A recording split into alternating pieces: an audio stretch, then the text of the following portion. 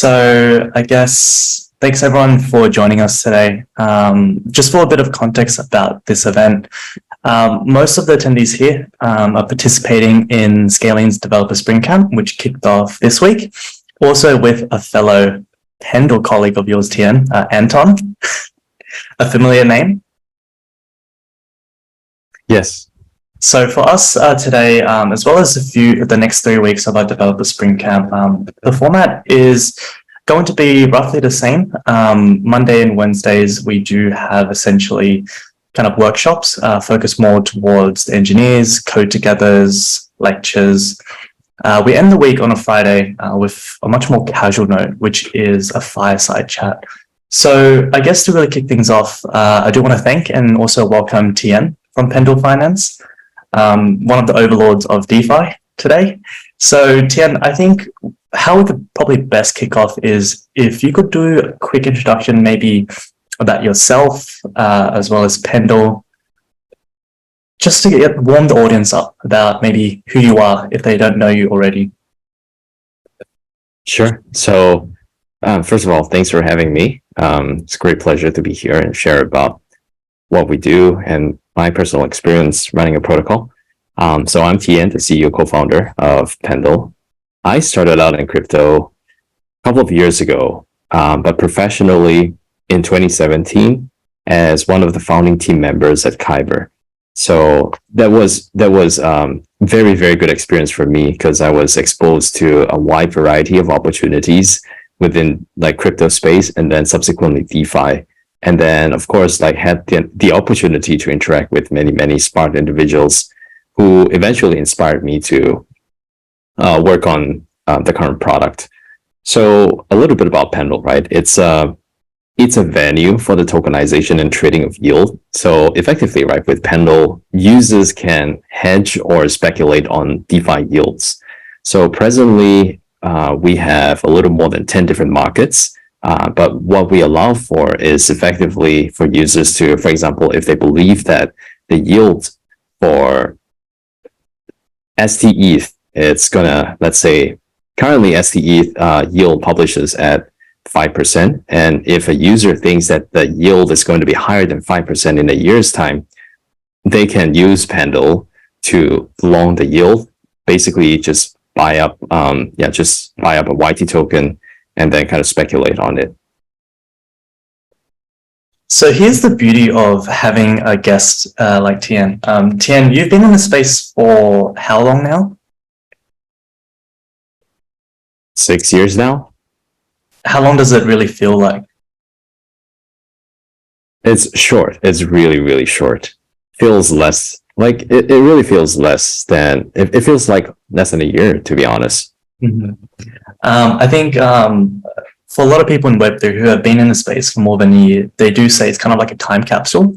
The common saying is, the time in Web3 moves almost 10x as fast as the world outside. It's a common experience. And I think for today's audience who more or less are aspiring builders, people who have joined our Dev Spring Camp either to bridge their skills to Web3 or just simply crypto curious people, I think Tien's journey is one which not only myself, but also everyone here could learn a lot from. I think Tien's journey is one that has always been of a builder, let alone a founder as well. I think, Tien, let's dig a little bit deeper into your journey, right? How did you first find out about Web3? How did you first really decide for yourself that I'm going to bet my time, I'm going to allocate resourcing to what was perhaps Kyber as your first step? Yeah, sure. So my first exposure with crypto was when I was still in school. So this was back in 2014. And I was a research assistant to a professor. And he tasked me to look into business models within the fintech sector. So I was looking through various business models. But the one business that utilized Bitcoin as a tool for remittance from Singapore to the Philippines was what caught my eye, because most other business models were basically iterations of on the business model front. So they had many maybe ways to just improve their efficiency, but nothing on the technical level. But this particular company called Toast, I believe it's no longer around. But it was the first that I saw that utilized Bitcoin for remittance, and it was a very different proposition altogether. So this was 2014, right? But gradually I became a lot more involved in the space as I started reading up on the white papers, so Bitcoin white papers, Ethereum white papers. And because of the ICO, I also had a bit more, I also started to get more involved in developing community here in Singapore. So I didn't have a technical background, but I figured out ways that I could contribute to the space through becoming like community moderators for some of these projects. Again, yeah, I had no technical expertise of whatnot, and I thought it might help to be resourceful. But over time, because I was involved in numerous different communities, I got to know Loy. Loy is the founder of Kyber, and back then he was still a PhD student, and he was just 2 bus stops away from where I was. So I reached out to him because I saw his white paper, and I asked if he'd be open to catching up. So because, again, coming from someone with no technical background, I was trying to understand the technology in greater depth. So I needed to chat with someone who knows how like some of these components within like the crypto works. And of course, like today, there's so many different resources, right? If you Google something, there are probably like tens of thousands of different resources that you could refer to. But at that point in time, I thought it was very unorganized, and it was just a lot more difficult to get access to reliable resources. So fast forward, we caught up. Fast forward a couple of months, probably like maybe a year and a half later, he started Kyber, and he asked if I'd be open to joining the team to head the business units. So that was how I got started. So is it safe to say that your Web3 rabbit hole journey really started by just being involved, right? You said it was being a moderator of Web3 communities. Is that right? Yes. Yeah. None of them worked out, but it was a good experience. I do have a question for you. So this probably would have been 6-7 years ago.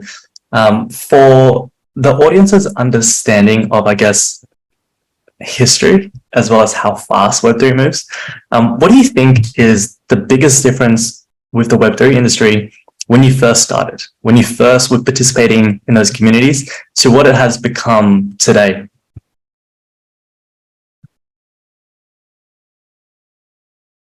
I think back then, I felt that people were thinking about,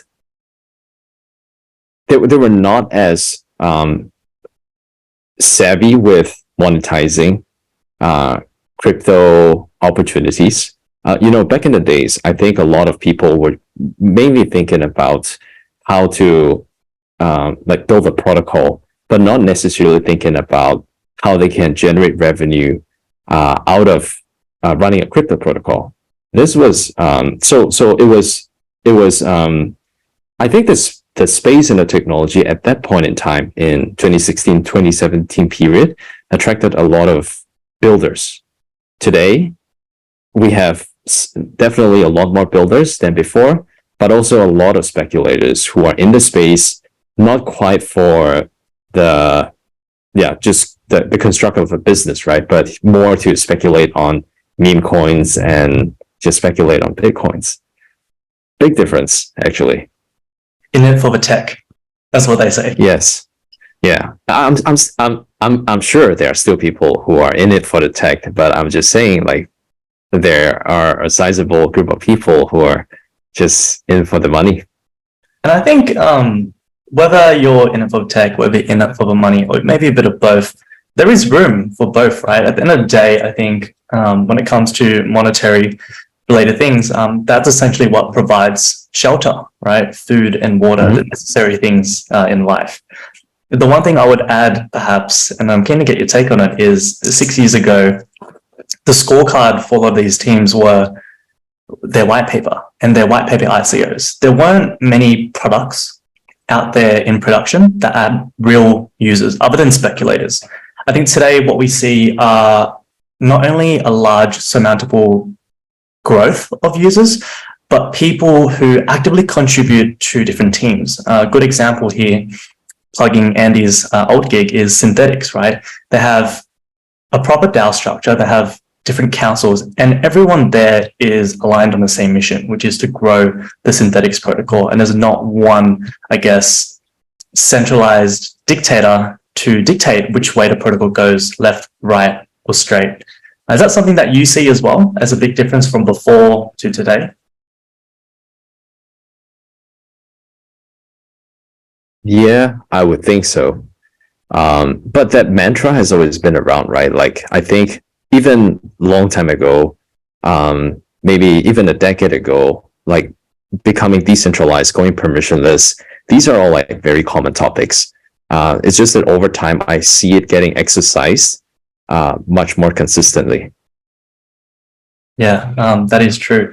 And just, I guess, with the exposure that you've had, I think a good topic that I'd love to go into now is really the art of building, right? A lot of the people that will be watching the recording of this call, probably going to different timestamps, or even attendees here live today that will probably ask a lot of burning questions is, what can I build? What should new builders that are entering the Web3 space now point their attention towards? I think a good way to really kick off this question is looking at Pendle. Pendle has been in the market for almost 2 years. In June, you'll clock off your second birthday. What was Pendle's journey like? Like, how did you find a mission, a problem to solve through Pendle? And I guess going through towards the latter end of the journey, how did Pendle find product market fit? Yeah, so for us, the whole idea of Pendle started out during DeFi summer. So we were, I mean, you would know this because we were farming shitcoins and food coins in 2020. And I mean, as fun as it was, it also occurred to us that the 10, 20,000% APY wasn't sustainable, and there was no way we could lock in the rates. So it just occurred to us that DeFi at that point in time was so nascent. And when we compared it to a mature financial sector, fixed rate products were very, like, probably one of the most important verticals in the entire sector, right? So, with that comparison, and then we look at the stage of DeFi at that point in time, we were pretty convinced that there was an opportunity for us. It was a very big problem statement because, again, from a user standpoint, I probably wouldn't be too comfortable letting my positions letting it exposed to just floating rates. I would prefer to have maybe a portion of it getting fixed rate exposure. So we thought it was a very substantial opportunity that we could work on, and then we started to ideate on the product. And from the way we thought about it, right, there were a couple of we were thinking about it from multiple angles on how we construct the Pendle protocol. So the first thing first is like because we were very small, we didn't want to compete for liquidity from Aave and Compound or Uniswap. At that point, I think they were doing maybe 20, 30 billions in TVL. So as a small protocol with very unclear proposition, it was not very sound of us to try to compete for liquidity from this protocol. So instead, what we decided to work on was to build a product on top of these protocols and leverage on the liquidity from these respective protocols as a source of liquidity from ours. So So that's why we, like for Pendle specifically, we use the AUSD or the A tokens from Aave or the C tokens from Compound as our source of liquidity, and these tokens to be split into the principal token and yield token. So this is how we achieve the yield trading aspect of it. So this is one. And then secondly, again, because of my background with Kyber, I'm already very familiar with decentralized exchange space. And we also knew that given the state of Ethereum, it probably even until today, right? Just as of a couple of days ago, because of the meme coin speculations, gas price surged quite drastically. So with regards to just transfer of assets or transactions, right? There's always a debate between AMM or order book system for some of these transactions. So we decided that AMM was a better solution for a product like ours because for one, Ethereum just wasn't very conducive for order book. Because if you were to, let's say, place an order, and if you want to amend the order, you probably have to expend some gas fees. That wasn't very helpful. It's just very poor user experience. Whereas for AMM, it's good for assets that are long tail, and for us, because we're focusing on yield tokens, which is probably the long tail of long tails, then if we were to do it on an order book system, it would probably mean that the spread between the buy and sell could be very, very steep, big. Whereas like in the case of AMM, there's always a pool to trade against. It would be a much better user experience. So I mean, like just some of these things that we thought through to help us with the design. But of course, like over time, I think as we were trying to mature the product, I think it's important to listen to customer and the user feedback, because I think we wouldn't have gotten here with V2 if not for just taking feedback very seriously.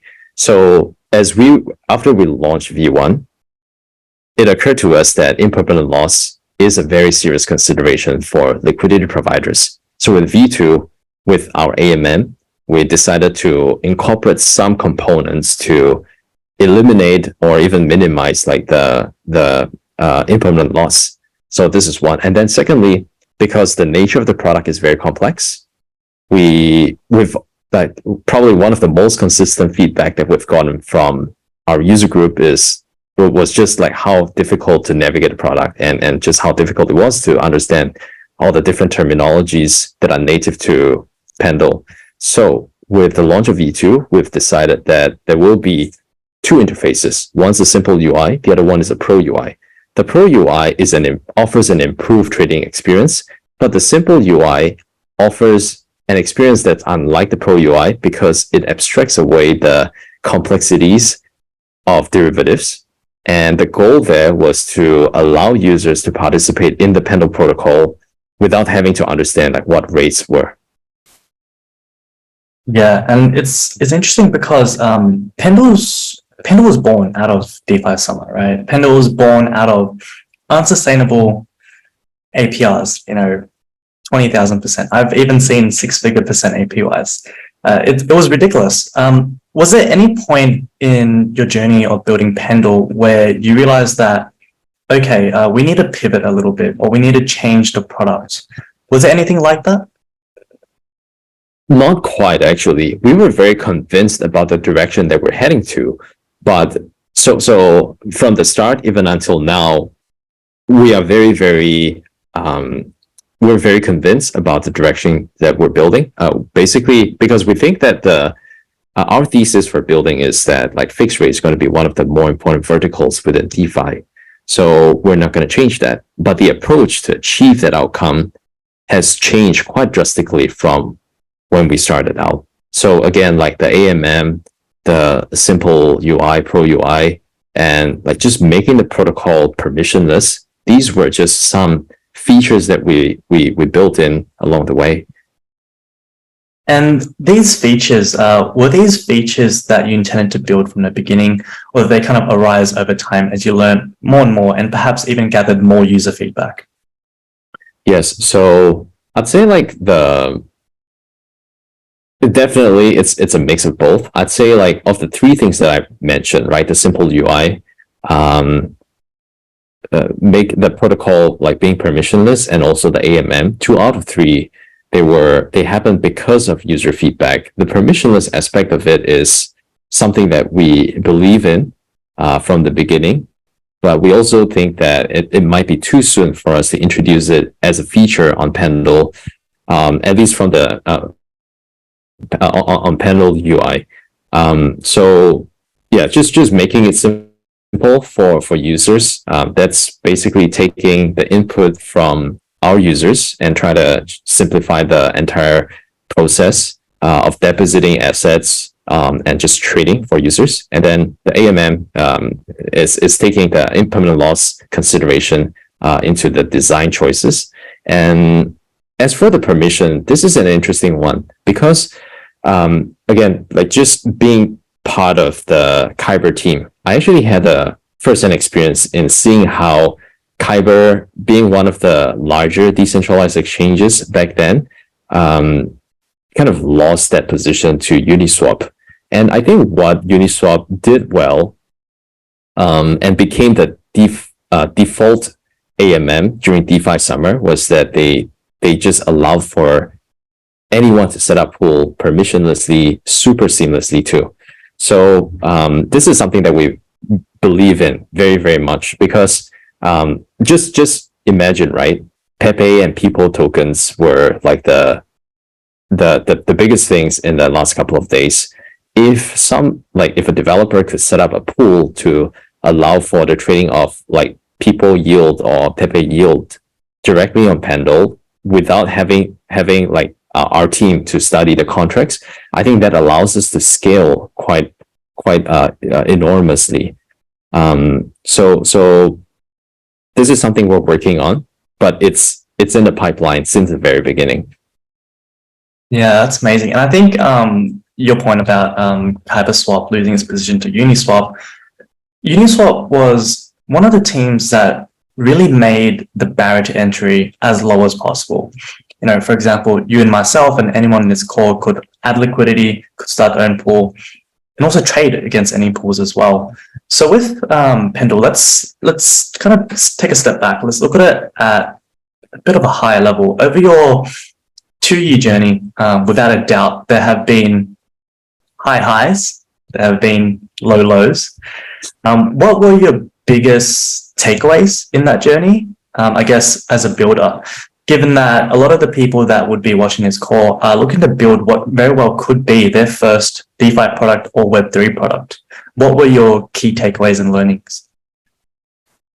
Yeah, so I think just from a couple of years of building product, I think it is certainly very important to work on maybe a couple of things. Too many points to share, but I'll just try to consolidate my thoughts into a few points.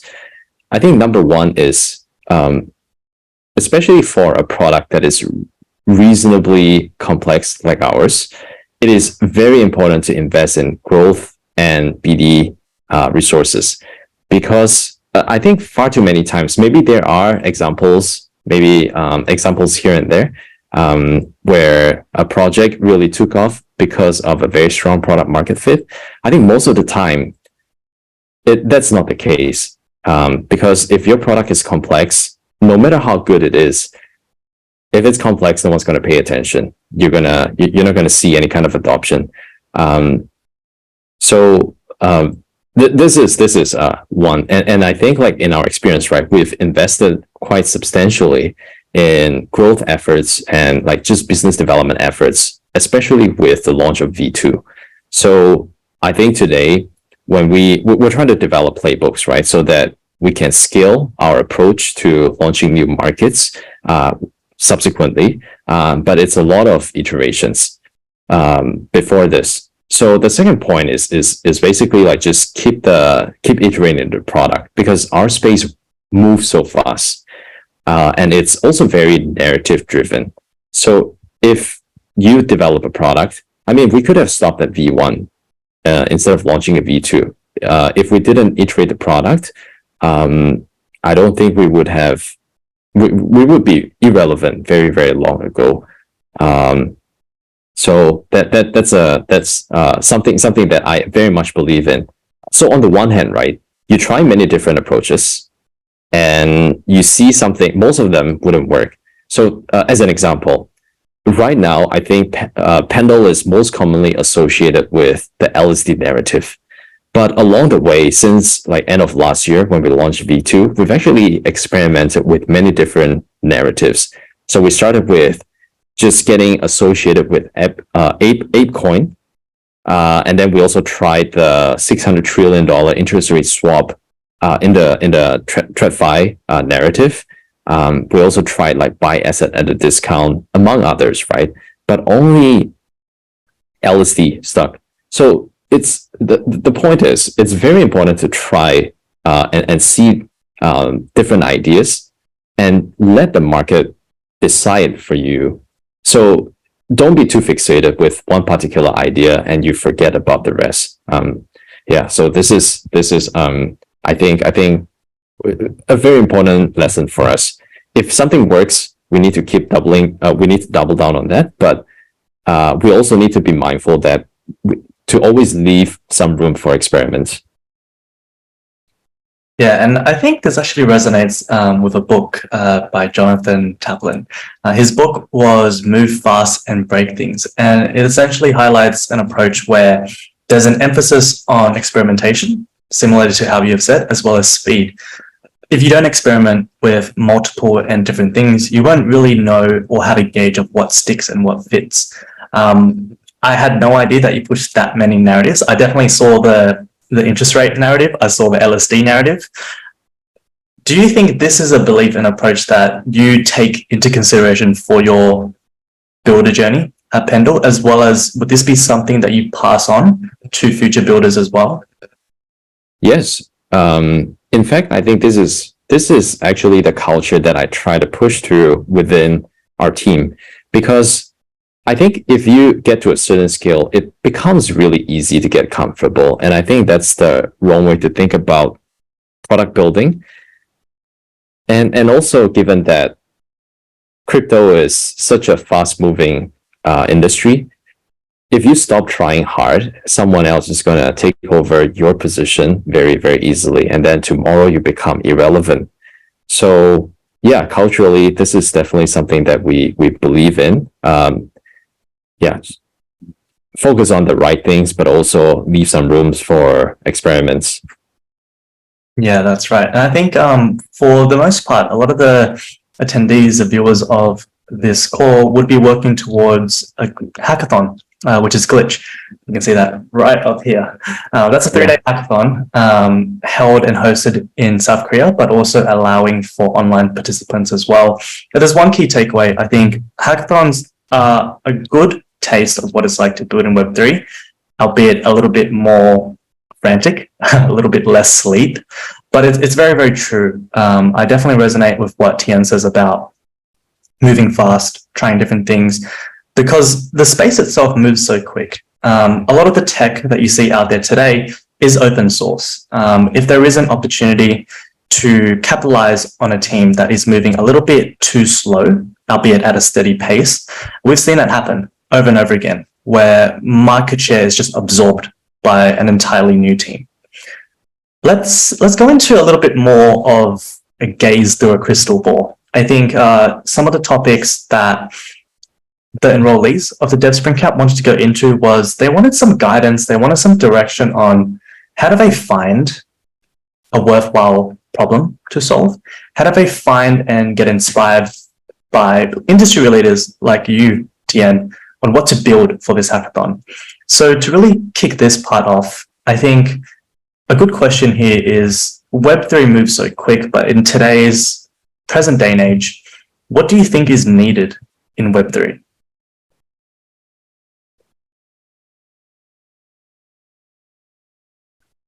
A couple of things. I think UI UX improvement is still one of the areas that we can do much better in.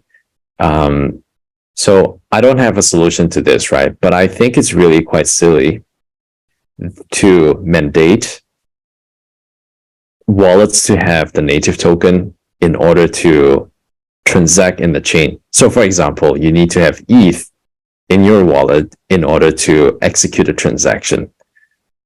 I get the logic of having that, and I'm not too sure how to resolve that.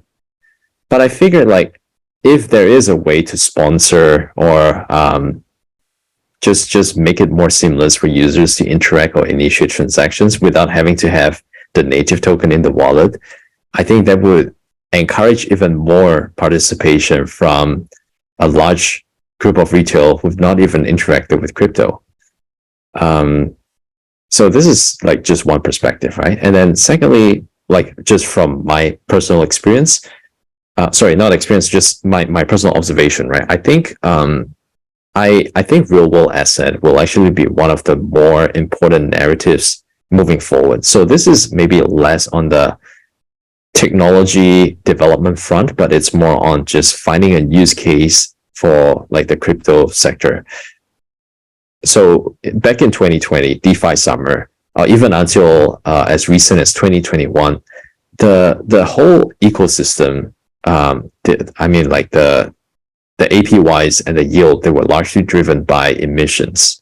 And we know that emissions are not very sustainable because at some point in time, if there is not enough demand, then the tokens become valueless. So I do believe that there is a need for more sustainable demand for liquidity, and this demand for liquidity can potentially come from the real world assets. Like as an example, right? DeFi could be a venue to aggregate liquidity, and then money gets lent out to businesses, small, medium businesses outside of crypto, because they really need the capital to run the business. And then in exchange, they would pay some interest for the amount of money, and then just go ahead with the business.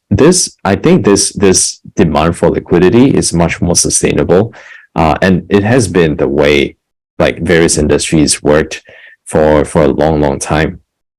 So this also means that like that bridge between off-chain and off-chain interactions need to be much more improved, and on and off ramp, on off fiat ramp.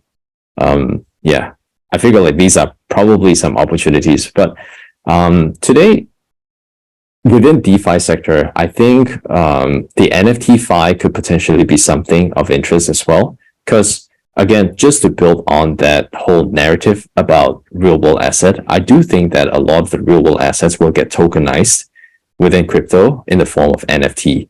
So it could be, just different combinations of assets, but represented in the form of NFT. And to have right now, like we don't really have infrastructure to support maybe transfer or trading of these NFTs. The closest that we have today is probably SudoSwap. And I don't think, as good as it is, I don't think SudoSwap is the final form of NFT fi. In fact, it's the first of many iterations. And I think if we can get this bit resolved, like NFT AMM resolved, basically allowing for a more dynamic price discovery of NFT assets, then the next natural step, in my opinion, is the lending market. So just to take a step back, right? If you have, say, a CryptoPunk, and this CryptoPunk, even though it's valued at maybe 100 ETH, you can't really use it for anything else unless you sell it for 100 ETH, which might take a while because it's almost like a P2P transaction. So if you want to lend it out, it's going to be very, very difficult. So perhaps like, let's just say you use your Bored Ape that's worth 100 ETH as collateral, and you borrow some assets in exchange against the collateral that you have. And out of that, maybe at some point in time, your collateral health becomes risky, and then the punk needs to get liquidated. At the moment, it utilizes an auction system, but that's not very efficient. So with a NFT AMM in place, that price discovery can happen much more simultaneously, and I think it basically allows for all these NFTs to be much more recognized as collaterals. So I think what you've just covered are essentially three potential hackathon projects. We have a problem with UI UX, which has been a common theme. Last week we spoke to Immutable, and this was something that we all believe is holding the space back. The second one being fragmented liquidity, I guess, across NFTs, and the third being real world tokenization. I think the one spotlight I want to share about tokenization and real world assets is a lot of people think that this is impossible. A lot of people think that anything that they build using Web3 tech has to be completely on chain. I think this is a myth. One of the narratives that we've seen slowly start to pick up more and more are Web 2.5 projects.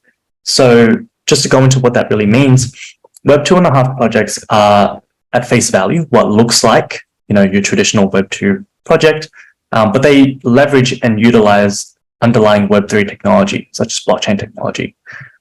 So, Tian, do you believe that when people build, let's say for a project, Web3 hackathon, that they have to use and build everything on chain? Or do you think that bridging on-chain technology as well as off-chain use cases is actually something that no one has really tapped into just yet? Because to my knowledge, I don't think anyone has really looked into there, or at least created something that fills in that gap and has done it well. I take a very pragmatic approach. I don't really care if it's Web 2 or Web 3 approach as long as it works and solve like a problem. Yeah. Short and sweet. Yeah. Before we move on to the last question of the fireside and then eventually transition into Q&A, just want to give a quick note to the audience. If anyone has any questions for Hyper Tien or myself, feel free to load them up now. The last question I wanted to run by your way, Tien, was what verticals or trends do you think is going to have the most significant impact in Web3? In the short term as well as the long term.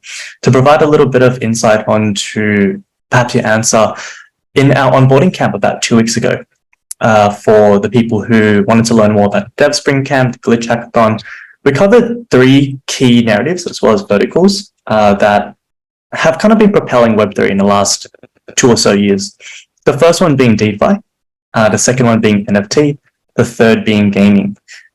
Do you see these as the trends that would be propelling us even further, or is there something that you think people should be paying more of a keen eye towards?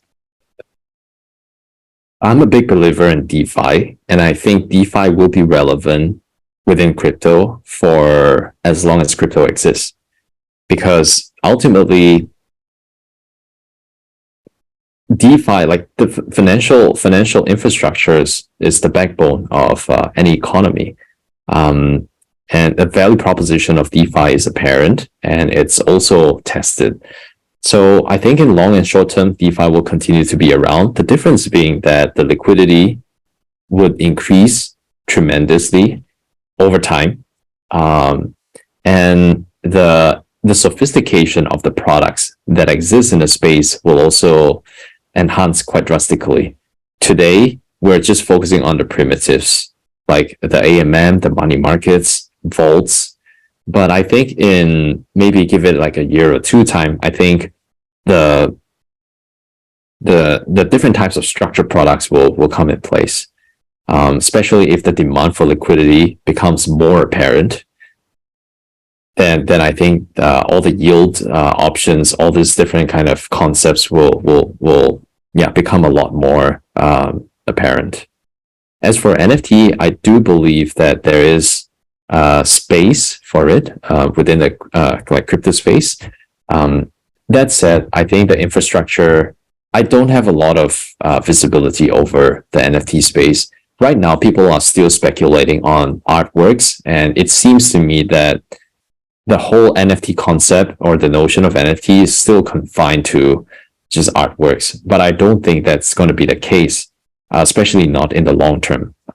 I do think like real world assets, a lot of it will also come in the form of NFTs. So perhaps with that, yeah, we might see even more applications of NFTs. And same for gaming as well, because I think NFT is actually a big part of gaming. And again, I don't have a lot of visibility in the gaming sector, but I think people are actively building infrastructure to allow for maybe titles to be published more easily. The engines to, yeah, basically allow maybe 1 or 2 man team to spin up a project quite easily. Sounds like a project we know, almost. Gomi.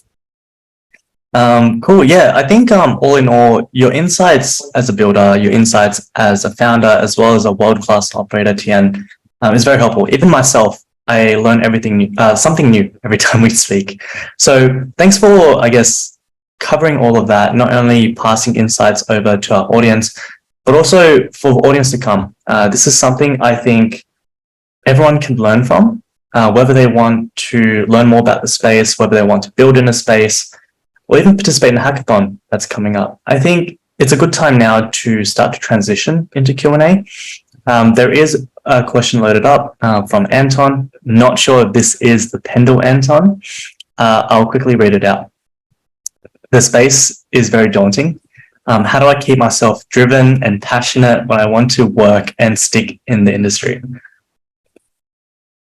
A little bit,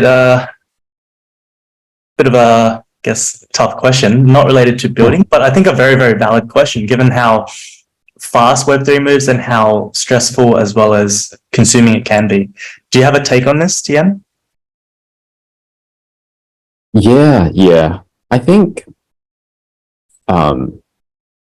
first and foremost, right, if it helps to know if crypto is something of interest, like because especially in the last year or two, there were so many people talking about crypto, and we've also seen an influx of people just trying to get trying to build a career within crypto. But I mean, respectfully, I don't think crypto is for everyone. So the first thing that you should ask yourself is whether you see yourself building in crypto for a long time.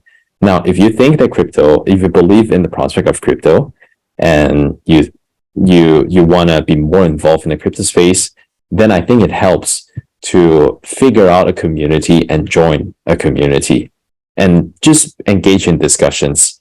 A good way to start is, and this is proven to work for not just me, but also many other individuals that I know. A good way to start is actually to help out or volunteer in various communities, answer questions, and get yourself familiarized with all the terminologies that are native to crypto. And then over time, as you become more comfortable with crypto space, your confidence will build up, and then you become more of an asset than a liability to a team. And then I think you would have a lot of opportunities. So again, crypto is not just about tech. Crypto has a lot of opportunities for non-tech individuals in the business development front. The growth, the product I think is extremely, it's very, very difficult to find a good product person, because the product person needs to be able to articulate a vision and then convert that vision into a real product. It's actually a very difficult thing. And of course, it helps to be technical, but I think this person needs to be much more have a good product sense. Yeah. The only thing I would add to that is, it's slightly philosophical, I guess, is to really ask yourself why you want to work and stick in the industry. Like, why do you want to commit time, attention, perhaps even money into the space? That why should be something of a North Star, something that guides you along, the high highs, along the low lows, but something you always benchmark yourself against. Like Tian said, both of us here are non-technical, by the way, for the most part. There is room for technical as well as non-technical people. At the end of the day, I think for a successful project, you need the two to tango. You could build the most amazing product in the world with superior tech to anyone else, But if you can't get the word out there, if you can't deliver what is a great product that people could very well easily use, it's as good as nothing, simply put. I think when you look at transferring from Web 2 to Web 3, have a look at what your strengths are, have a look at what your skill sets are, and adapt that into Web 3. And the best way to start, like Tien said, is just simply contributing. There is no barrier to entry to contributing to any community. There is no barrier to entry to simply engaging in discussion, whether on Discord or Twitter. Scalene Clubhouse is a good place to start, and I'd always be there for an open discussion. Moving on to the next question, Tien. And again, I think what we'll do is we'll hard stop this in about 10 minutes time. But if you want to run over, feel free to let me know. Okay, this seems like a more scaling question. For this week's course, which is going through fundamentals of Ethereum, what was your way to understand or learn about the space? Okay, actually, it's a question for both of us, it seems. Tien, what was your way to understand and learn more about the space? For me, Twitter is the primary source of information, and also have a core team of people that you trust and believe and exchange ideas, because everyone has different input, right? And then when you hear, like for me, I some days I just don't have the time to browse through Twitter, and I'll just ask for a very quick summary of what happened in the day from this group. Currently, this group is basically my team. We have a number of crypto natives, and everybody pays attention to what happens in the space. So I'm able to stay updated with the pace of the industry because of my teammates. Yeah, and I think that ties into a very similar answer that I have as well. Find your tribe, find your community. Again, I wouldn't recommend anyone to learn about Web3 as a lone wolf, because there's so much noise in the space. There's a lot of noise in any cutting edge or emerging tech industry. Find people, it could be friends, it could be your colleagues, it could be a community within a project that you could actually ask questions to, or even answer questions for other people. Over time, you'll be able to filter what is noise and what is of value. I guess the only caveat to crypto Twitter that I'd say is there are a lot of characters. Characters that you should listen to, characters that you shouldn't listen to. There are no names. But one thing is for sure, when it comes to Web3, it is borderless. Anyone and everyone can participate, whether that's community or contributions. And everyone has different values. Everyone has different morals. Everyone has different culture. So that's something to really take into account. But really find that group, find friends in a space, and it'll really help you not only have a fruitful journey, but also really enjoy your time in Web3. At the end of the day, what you should be doing and what I guess you're working on should always be a passion project. I think that will keep you moving forward for a very long time to come. The next question, very direct. If you were given a chance to participate in a hackathon, what is an idea you'd like to build? This person is an alpha hunter. I can take a stab at this, Tien, if you want me to go first. Yeah, go ahead. I'll think about it. Okay, I would, firstly, I think there is no perfect answer to this. There are so many ideas out there that I'd like to build, but so little time, so little resourcing. I would not give you an idea, but I would guide you towards finding the idea, which is to understand, even from the beginning of this fireside chat, what were the issues that are holding the space back? What hasn't been solved? What is a problem that has a directly addressable market right now? Some of the ones which we covered today were, fragmented liquidity, poor UI UX, or even the lack of utility when it comes to NFTs. Like Tien said, NFTs seem to be siloed into artwork in PFPs today. I still see NFT mints coming on every single week, but no one has really tested the boundaries of NFTs just yet. So hopefully that helps. Hopefully we can see something that tackles one of these in the hackathon to come. Yeah. So the idea that I am very interested in, but not necessarily within the scope, I'm not sure, is actually to build almost like a central repository for data sets. I think so. Again, like just a bit of context, right? When I before we started Pendle, we actually work on some ETL projects for various layer ones. And today, if you are trying to maybe do some sort of analytics and you want reliable data set, you almost always have to extract and then basically do the ETL process for the data set, and then you replicate that across all the chains that you're looking to analyze. So Ethereum is by far the most common one, but there are plenty of data sets, right?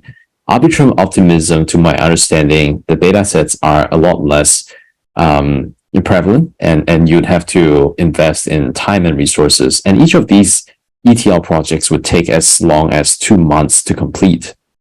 So I think it helps perhaps to have a central repository of reliable data sets, and so that like as a data consumer, I don't have to go through that ETL process for the chains that I want to analyze. I can just use that repository, extract whatever data I want to make it into something meaningful. And I think data consumers, there are plenty of data consumers in the space, right? Nansen is just one of them. And to my understanding, Nansen probably runs their own ETL operations in-house. But just imagine the possibility of generalizing that and open up maybe more opportunities for other kind of business analytics to happen. That was a major alpha leak. But for the people who may not be as nuanced in Web3 or even tech, what does ETL stand for? Extract, transform, load. Okay, so simply put, right? Basically, think of blockchain. Right, so Bitcoin is different from Ethereum, is different from Doge, and it's different from, say, Optimism. Every one of them have very different structures. Now, ultimately, for me, as a data consumer, I hope for the data sets to show up in the form that I'm familiar with, so that I don't have to learn how all of these chains are different from each other. So that process of extracting the data sets from the blockchain in its raw form and then getting it transformed into something people can use, that's the ETL process that I was referring to. And like Andy said, in the Google Cloud Workshop week last week, ETL was actually heavily mentioned. Okay. A pretty neat idea for a hackathon project. We'll move on to the very last question before we wrap up for today's Fireside. From James, what are some tips that you can give an aspiring founder, seeing that you, Tien, went from Kaiba to founding a project?